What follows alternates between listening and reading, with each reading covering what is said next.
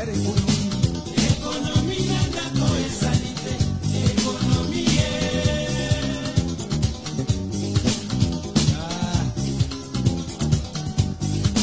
c'est trop dur, mais voler c'est pas bon. Demander la charité, c'est quelque chose qu'il ne faut pas faire. Alors qu'est-ce qu'il faut faire? Il faut travailler. Mandunga, donnez-moi un multiplié avant de mourir.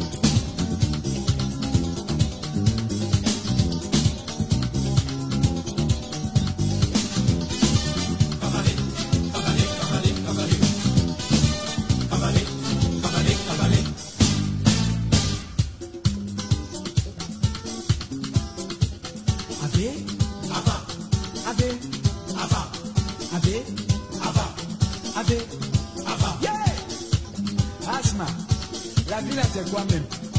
Métro, boulot, dodo. Oui. Métro, boulot, dodo. Métro, boulot, dodo. Métro, boulot, dodo. Pardon? Mon grand-grand-père, il ne comprend même pas le français, mais lui aussi il est parti travailler. Diamboka, Mobaya et Dali Pati Mingi, Katinyoso. Madame Marie, désolé, ce sont des problèmes techniques et il fallait que l'émission passe un peu partout, qu'elle soit enregistrée. Alors, nous allons redémarrer notre émission. Votre collectif représente plus de 1700 familles à travers la province du Québec. Il y a de cela quelques semaines, vous avez initié une pétition dans le but de faire bouger les lignes. Où en est-on avec cette pétition, Madame Marie? Alors, en fait, c'est une lettre ouverte dont l'intention est de la publier dans différents journaux du Québec. Oui, allez-y. Donc, juste pour clarifier, c'est une lettre ouverte. Oui. C'est-à-dire que la pétition, on a déjà fait une pétition à l'Assemblée nationale à l'automne dernier, qui avait reçu à l'époque 2600 signatures à peu près. D'accord. Qui avait été présentée par le député de Saint-Henri-Sainte-Anne, Guillaume Clich-Rivard. Et nous avons reçu la réponse à cette pétition de l'Assemblée nationale le 7 décembre, et c'était essentiellement lettre morte. Donc, en termes de pétition, on a fait ce qu'on pouvait. Maintenant, on est plus à aller chercher des appuis à la société civile. Donc, on est avec cette lettre ouverte que vous avez d'ailleurs appuyée. Merci beaucoup. Et elle demande en fait au gouvernement du Québec d'être bienveillant envers les parrains et les marraines, envers les personnes parrainées également, et de retourner, de créer une situation qui va nous permettre de retourner à des délais de traitement usuels, puisque les délais de traitement actuellement sont inusuels, ils sont extrêmement longs. On parle de 39 mois en janvier, au moment où on se passe de 39 mois, mais c'était 42 mois en décembre, ce qui est un chiffre astronomique. Et on est à 26 mois, je crois, de mémoire pour les parrainés internes. Donc, c'est très, très long. Donc, ce qu'on demande, c'est de la bienveillance de l'humanité et de nous aider. On a présentement plus de 1700 signataires sur cette lettre-là, de signataires individuels. Mais dans ces signataires-là, il y a des personnalités, donc des directeurs, directrices d'organisations de la société civile, des maires aussi de différents endroits. J'ai été particulièrement touchée, entre autres, que le maire de la ville où je vis, Sainte-Thérèse, a signé. Le maire de la ville où j'ai passé une partie de mon enfance a signé aussi. Spontanément, c'était absolument charmant. Donc, c'est très, très rassurant, en fait, de voir ces acteurs-là de la société civile poser ces gestes-là de solidarité pour montrer que le Québec est encore un endroit accueillant. Donc, ça, c'est vraiment très, très touchant. Et on a 78 avocats, je pense qu'on avait fait le compte, la CSN, donc la syndicale des centres nationaux, la Fédération interprofessionnelle de la santé, la Fédération des travailleurs du Québec, qui sont des très grosses centrales syndicales, donc qui ont un poids qui n'est pas négligeable. On a aussi l'appui, évidemment, de M. Guillaume Clich-Rivard, le député de Saint-Henri-Sainte-Anne, qui est un être très, très humain dans son approche à l'immigration et qui est un expert en immigration également, donc qui comprend très bien les enjeux et qui a choisi d'appuyer la lettre. Nous attendons évidemment des signatures d'autres partis parce qu'on a été sollicité en fait, tous les partis politiques, puis le Parti québécois, mais on attend toujours leur réponse. Alors, je ne sais pas ce que ça va donner parce que la date de fermeture des signatures est dans quelques jours. Donc, on espère toujours qu'ils vont signer. Et on a aussi sollicité le Parti libéral du Québec, dont nous espérons la signature très bientôt. Donc, il y a des mouvements positifs au niveau de cette lettre-là. Voilà. À vous d'en faire. Est-ce qu'il y a des questions? Voilà. Donc, ça, c'est là qu'on est rendu avec cette lettre ouverte-là.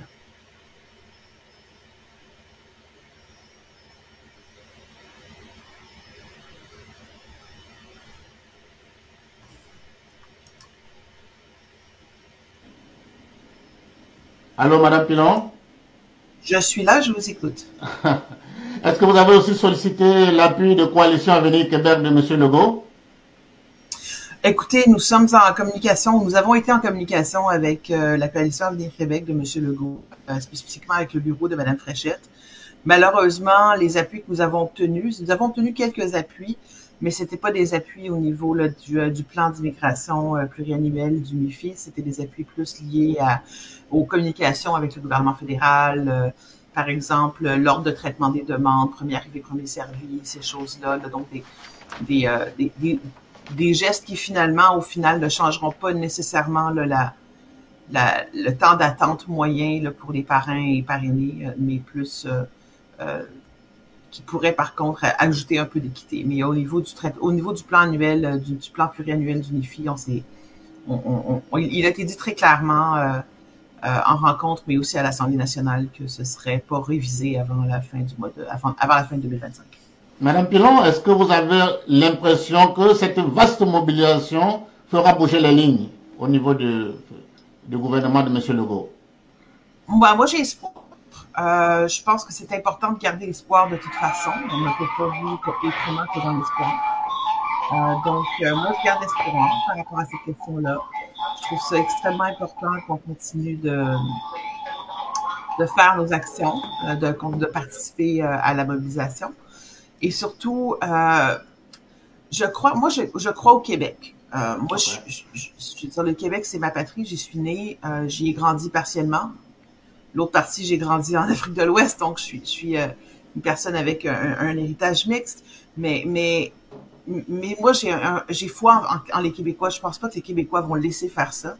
42 mois, 39 mois d'attente, c'est des délais qui sont extrêmement longs pour comparé aux autres pays de l'OCDE, par exemple. C'est vraiment très, très au-dessus de la moyenne.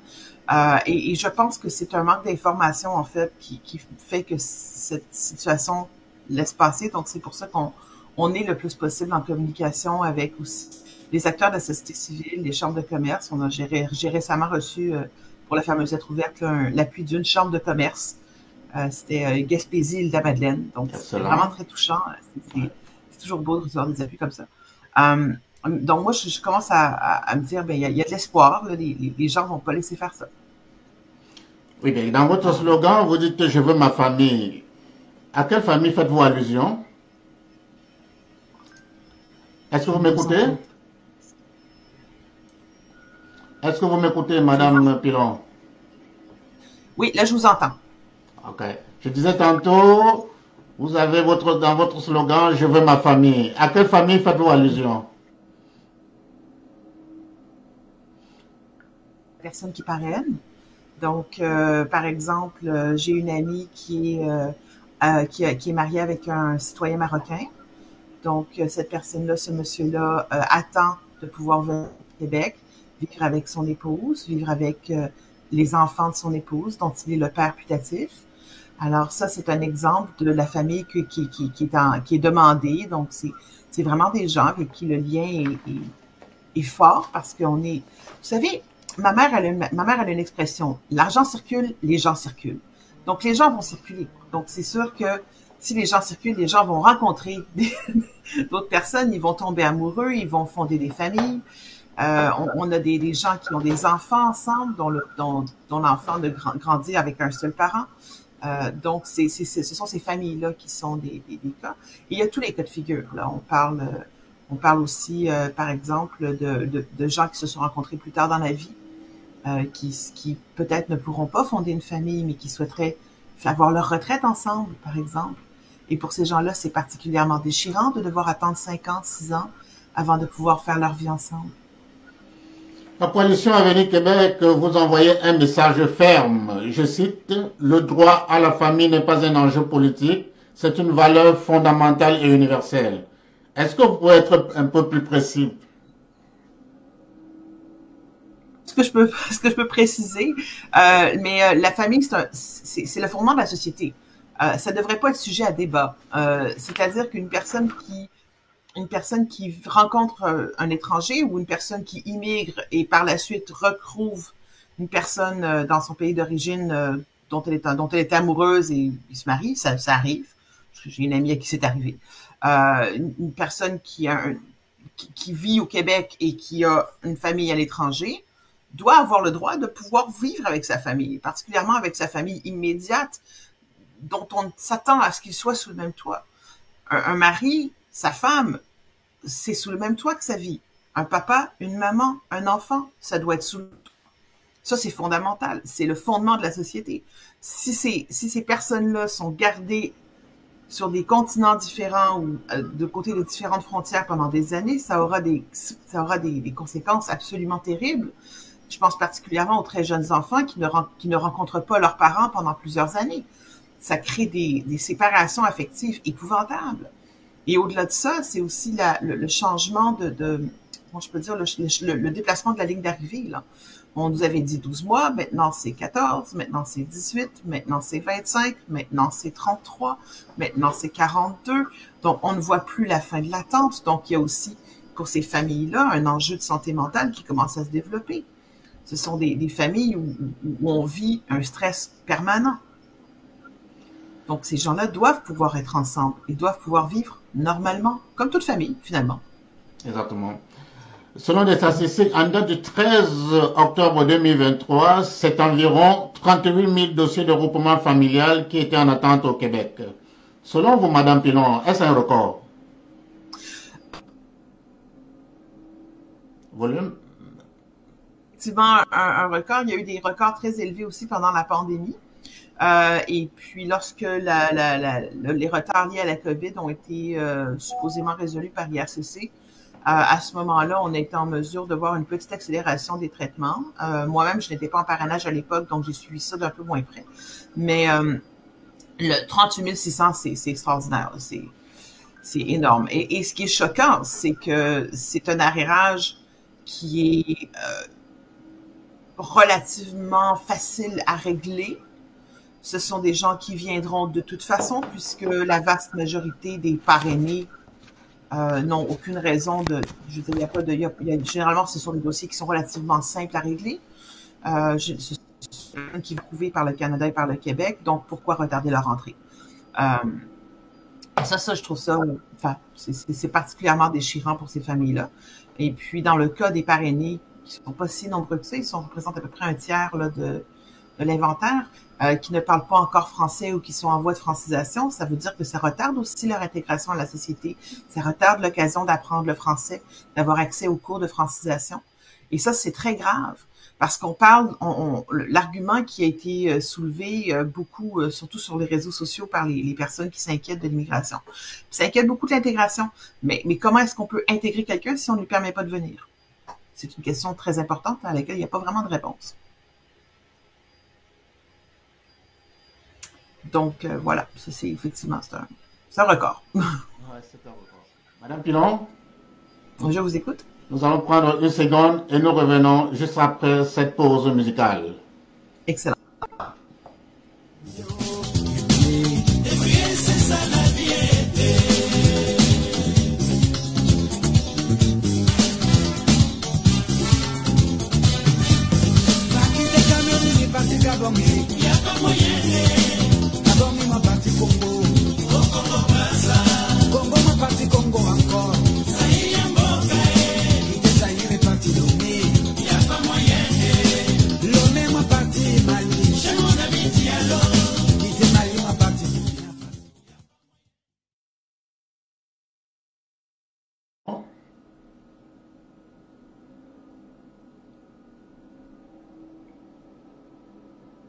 Madame Pilon?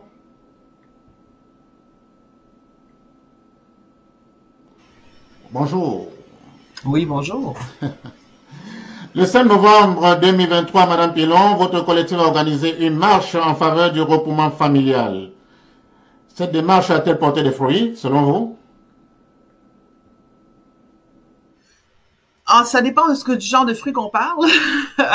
Si on parle des appuis gouvernementaux, politiques, ce jour-là, il n'y avait pas vraiment d'appui politique, ni non plus de couverture médiatique, ce qui est toujours un peu décevant.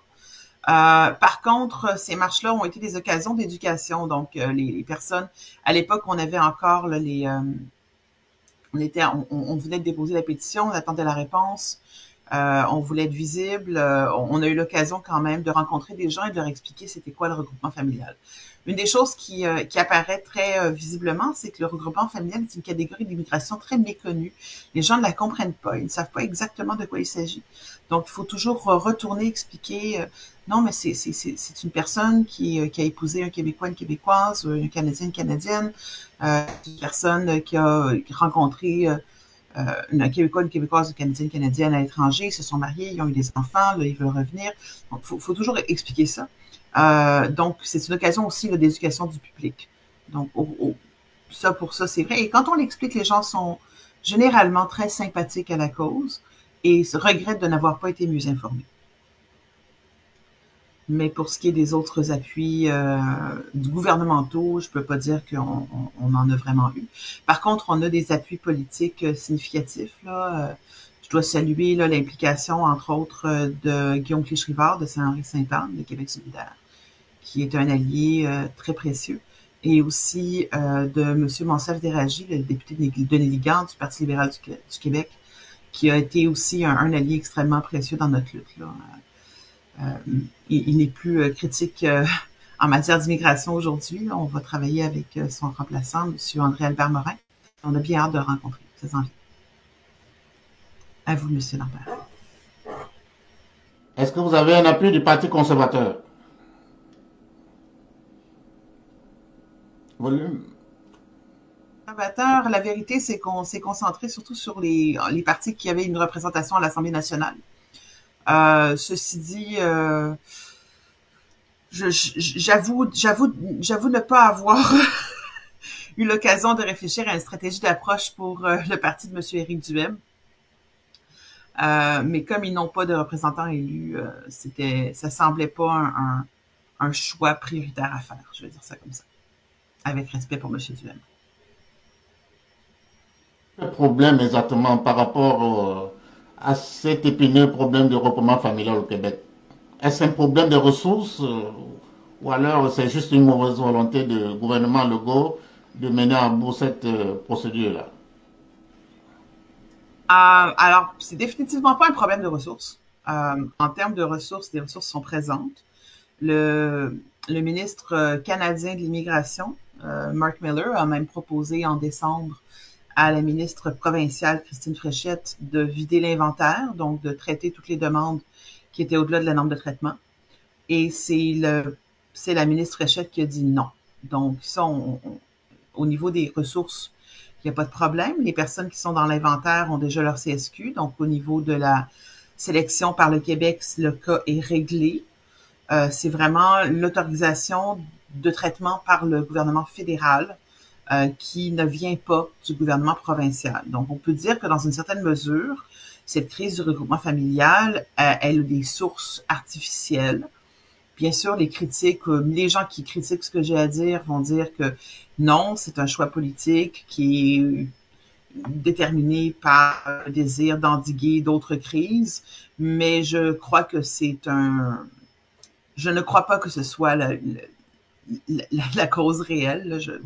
Moi, je crois sincèrement qu'en fait, ils ont simplement oublié le regroupement familial quand ils ont fait la ventilation là, des places de résidence permanente dans le plan pluriannuel, et maintenant ils sont dans cette situation où ils ne veulent pas ils veulent pas reculer tout simplement. Donc c'est quelque chose de complètement artificiel à mon point de vue, et c'est vraiment regrettable parce que nous avons tendu la main à la ministre de l'Immigration de maintes reprises. Ça a été aussi le cas du Parti libéral du Québec, qui ont fait une motion en chambre. La motion a été rejetée à majorité par le gouvernement de M. Legault. Donc, c'est encore là. Il y a des mains qui ont été tendues pour essayer de rectifier la situation, pour trouver des politiques. pour donner une opportunité aussi là, de changer d'avis ou d'aller chercher une sortie de crise. Et malheureusement, ça n'a pas été le cas. Donc, c'est un peu désolant tout ça. Moi, maintenant, mon espoir, c'est vraiment d'aller chercher l'appui du public pour que la société civile puisse convaincre le gouvernement de suivre le désir de la population. Madame Pilon, est-ce que vous avez l'impression que dans cet épineux problème de groupement familial, il y a des nationalités qui sont plus pénalisées que d'autres?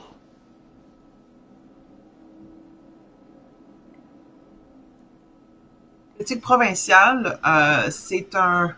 Je vais utiliser le terme maltraitance, mais c'est pas le terme que je souhaiterais utiliser, mais on va dire qu'il y a une négligence qui s'applique à tous, unilatéralement.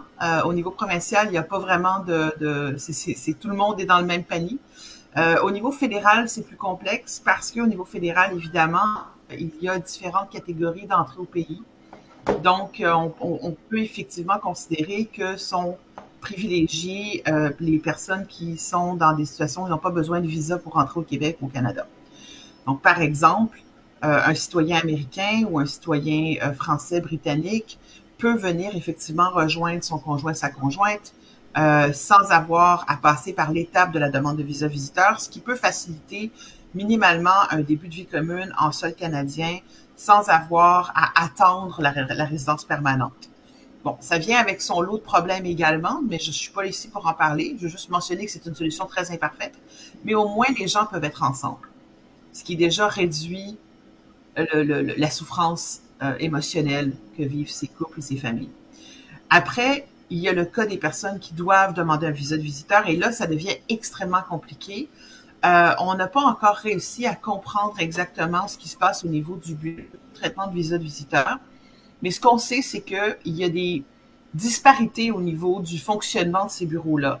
Il y a des endroits où les demandes de visa vont, entre guillemets, nous, on a des membres qui appellent certains bureaux de visa visiteurs le cimetière des demandes. Donc, la demande va dans ce bureau-là et on n'en entend plus parler. C'est fini. Et on ne sait pas exactement pourquoi. On sait que, enfin, moi, je peux vous dire, pour avoir lu des reportages sur la question, qu'il y a, entre autres, un manque de ressources dans les BVC en Afrique. On sait que les BVC en Afrique ont moins de personnel qu'ils ne devraient en avoir. Donc, ça, c'est sûr que ça va augmenter les difficultés de traitement. Et c'est vraiment choquant, en fait, que ces bureaux-là n'aient pas les ressources dont ils ont besoin. Ce sont des employés de l'État et ils ont le droit aussi d'avoir des conditions de travail décentes. Donc, et évidemment, les personnes qui font des demandes ont le droit de voir leurs demandes traitées dans un délai raisonnable.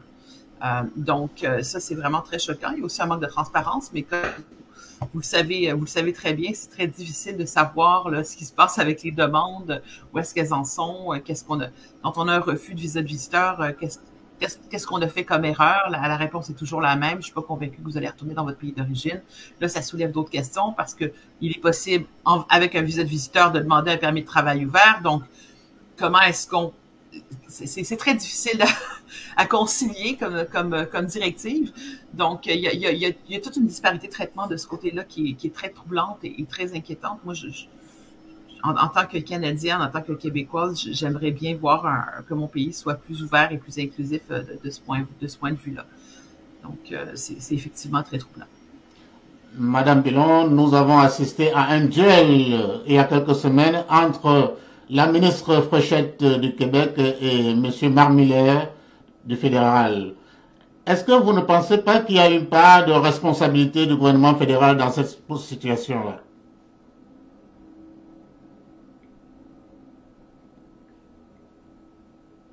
Clarifier, parce qu'il y a eu beaucoup de débats entre Mme Miller et M. Fréchette au cours des dernières semaines. En ce moment, ils sont surtout sur les travailleurs temporaires. Donc, je peux vous dire, ce que je peux vous dire par rapport au regroupement familial, qui est ma spécialité, c'est qu'il y a définitivement un problème au niveau de, comment je peux dire, de la coordination. L'accord Canada-Québec ne donne pas, du moins pas explicitement au Québec, le pouvoir de limiter les demandes en regroupement familial. Donc, en théorie, le ministre Miller pourrait décider de faire fi des instructions de la ministre Fréchette et simplement traiter les demandes. Et il ne le fait pas. Il a demandé la permission de le faire et elle a dit non. Et donc, il ne le fait pas. Donc ça, c'est un peu troublant. J'avoue que j'ai pas de raison, j'ai pas d'explication à cette approche-là. La seule que j'aurais, c'est simplement de vouloir éviter une crise politique entre le Canada et le Québec. Les temps sont extrêmement tendus entre la province et le fédéral. Donc, j'imagine que c'est un désir de ne pas exacerber ces tensions-là. Mais ça met effectivement toutes ces familles-là dans un pétrin incroyable. Donc, à vous, M. Norbert. Est-ce que vous avez l'impression qu'il y a des provinces qui sont plus diligentes que le Québec concernant les regroupements familiales? Ah, définitivement. Déjà, à l'extérieur du Québec, les délais de traitement sont beaucoup plus courts. On parle de 10 mois en interne, 12 mois, 13 mois à l'externe, donc c'est beaucoup plus rapide. Nous, on a vu des exemples aussi de personnes qui ont, entre guillemets, qui ont perdu courage. Je vais dire ça comme ça parce que personne ne prend ce genre de décision à la légère, mais on a des parrains qui ont dit, moi, tant pis, je quitte le Québec. Ils ont vendu leurs effets personnels. Ils sont partis en Ontario ou au Nouveau-Brunswick, dans une autre province. Ils ont changé leur permis de conduire. Ils ont fait tous les changements. Ils se sont établis ailleurs. Et lors de cet établissement, les rapports qu'on reçoit, c'est qu'ils ont reçu la résidence permanente très rapidement, en quelques mois. Donc, c'est évident que du point de vue des autres provinces, il y a une diligence qui est là. En fait, mais c'est pas nécessairement du point de vue des provinces, c'est juste que les provinces n'ont pas de quota, n'ont pas de seuil en regroupement familial ailleurs qu'au Québec. Donc, le fédéral peut traiter les demandes aussi diligemment qu'il le souhaite. Est-ce que c'est le même combat que vous menez avec l'avocat Lapointe qui avait donné 60 jours au gouvernement pour régler définitivement ce problème-là? Ah, Maxime Lapointe, on aime bien Maxime Lapointe. C'est une personne de cœur, Maître Lapointe.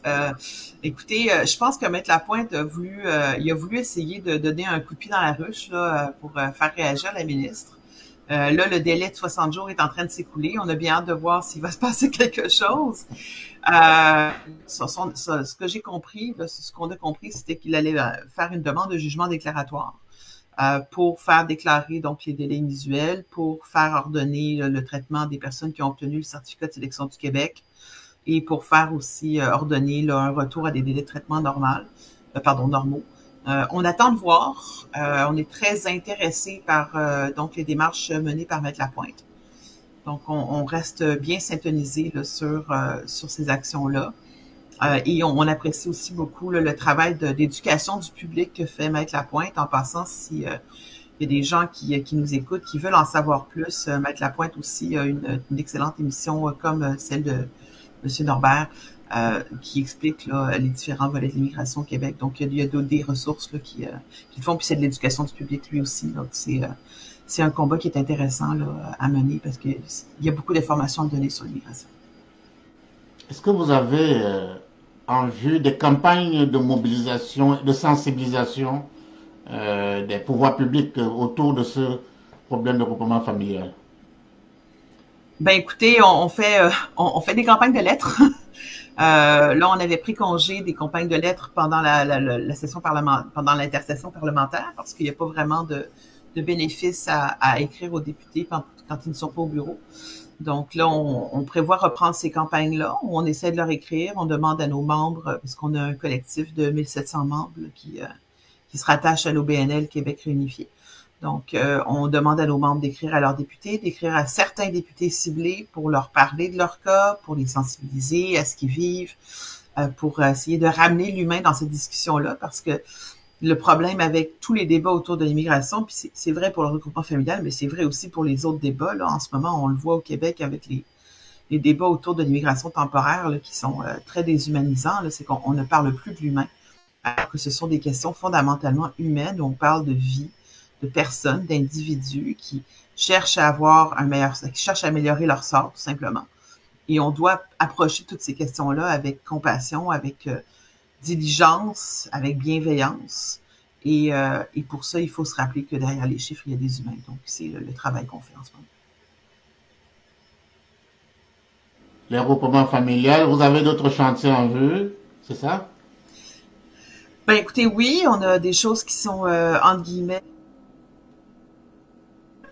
on a présentement une levée de fonds. L'intention, c'est donc de lever des fonds pour faire une action en justice pour éventuellement obtenir le traitement de dossiers qui ont des retards inusuels. L'espoir, c'est évidemment de faire jurisprudence pour démontrer que ces retards inusuels ne devraient pas être appliqués aux demandeurs en général. Donc, si on réussit à obtenir les fonds pour pouvoir utiliser cet exercice-là, on pourra avoir espoir peut-être de changer là, les pratiques en matière d'immigration au Canada et au Québec. Bon, après, c'est un peu un combat de David contre Goliath, là, parce que nous sommes une organisation bénévole. Il n'y a pas d'employés chez Québec Réunifié. Il y a un comité directeur dont je fais partie. Il y a des membres, mais tout le monde est bénévole. Donc, on travaille tous à l'huile de coude, comme dirait ma mère. On construit un avion en vol avec du papier collant et du fil de fer. Et on fait des choses intéressantes parce qu'on a dans notre groupe là, des gens qui apportent leurs compétences et leur temps avec beaucoup, beaucoup de générosité. Mais on essaie aussi de lever des fonds pour pouvoir payer des avocats parce que ça, c'est une compétence qui est vraiment importante à avoir et aller chercher les meilleures personnes. Madame Pilon, nous amorçons la fin de notre entretien. Nous allons marquer une pause musicale et nous revenons.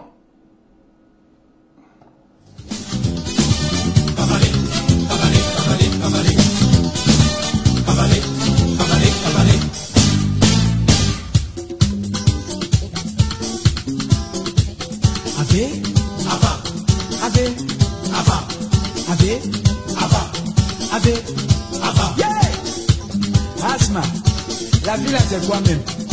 Métro, boulot, dodo. Métro, boulot. Nous amorçons la fin de cette émission. Nous rappelons que notre invitée, c'est Madame Marie-Gervaise Pilon, coordonnatrice du collectif Québec Réuni, qui se bat actuellement pour des familles en attente de regroupement familial. Madame Pilon, est-ce que vous êtes satisfait du combat que vous menez? Écoutez, pour être satisfait, il faut avoir terminé le combat. Le combat n'est pas terminé, donc on va continuer. Par contre, j'ai espoir. Il y a encore des actions à poser, il y a encore des gestes à faire.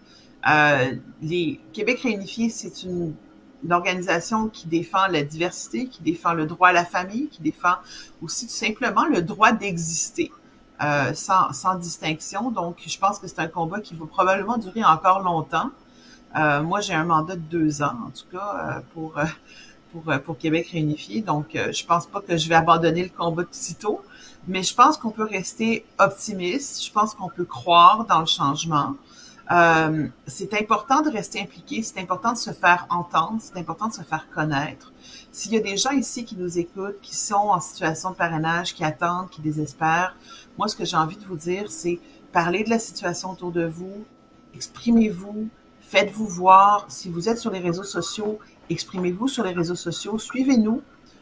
Québec Réunifié, on a un compte Twitter qui est très actif. Suivez-nous et amplifiez notre voix, on va amplifier la vôtre. Et puis, surtout, ne vous démoralisez pas. Il y a beaucoup de travail qui se fait ici au Québec pour essayer de résoudre cette crise qui est sans précédent, qui est historique, qu'on n'a jamais vu, mais on va pas laisser faire ça. Voilà. Est-ce que vous avez des ambitions politiques, Madame Pilon? Moi, vous savez, monsieur, vraiment, j'en ai pas. Moi, je veux servir. Je veux servir la cause. Je veux aider les gens. Je suis dans ce combat-là parce que c'est ce qui est juste à faire. J'ai pas d'ambition politique personnelle. En plus, Québec Réunifié, c'est un collectif non partisan. Donc, tant que je suis dans le combat pour Québec Réunifié, moi, j'ai pas d'ambition politique partisane parce que ça va nuire à la cause. Puis moi, c'est la cause que je sers. Donc, non, pas du tout, pas du moins pas dans l'immédiat. Mais encore une fois, moi, je suis déjà à la base, je travaille dans le service public, donc je sers le public. Et je considère que ce que je fais en ce moment, c'est aussi un autre service pour le public. Quel message pour ces nombreuses familles qui attendent beaucoup de Québec Réunifié? Le message, lâchez pas, parlez-vous, aimez-vous, profitez de cette distance et de cette attente pour apprendre à vous connaître, pour apprendre à vous aimer, pour apprendre à vous accepter. Je l'ai dit dans le podcast de Mettre la Pointe la semaine dernière, il n'y a pas de couple plus fort qu'un couple qui passe à travers l'épreuve que vous traversez. Il n'y a pas de famille plus forte que celle qui survit à cette épreuve-là. Donc, n'abandonnez pas, aimez-vous, soyez doux les uns avec les autres et surtout, faites-vous entendre. Vous avez le droit d'être, vous avez le droit de vous aimer, vous avez le droit d'exister. Madame Pilon, nous allons voir s'il y a des intervenants en ligne qui aimeraient poser des questions. On attend.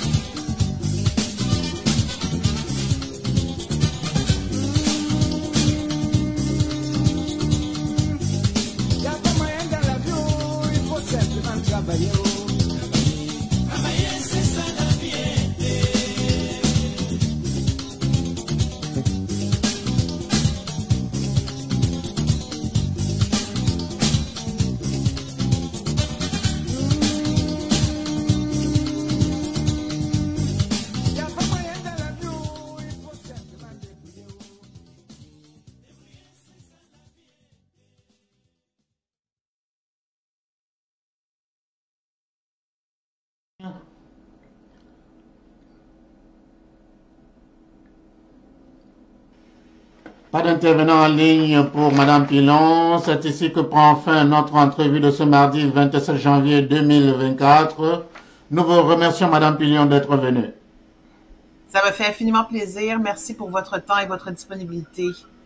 On garde contact et on se reparle. Merci Madame. Forme.